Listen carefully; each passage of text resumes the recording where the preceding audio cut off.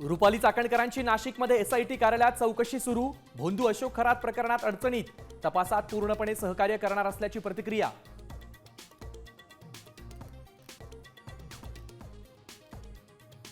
एप्स्टीनला मारलं तसंच खरातलाही मारतील, काँग्रेस नेते नाना पटोलेंचा खळबळजनक दावा। 4 मंत्र्यांची नावं जाहीर करणार, नाना पटोलेंचा इशारा।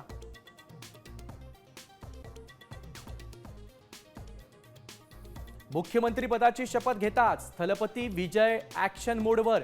विजेचे 200 युनिट मोफतसह घेतले 3 धडाकेबाज निर्णय।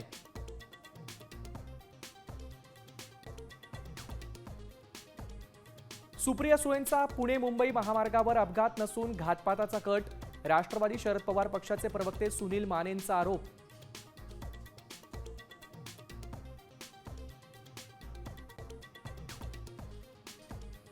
राज्यात तब्बल 487 बोगस शाळा, मुंबई विभागात सर्वाधिक संख्या।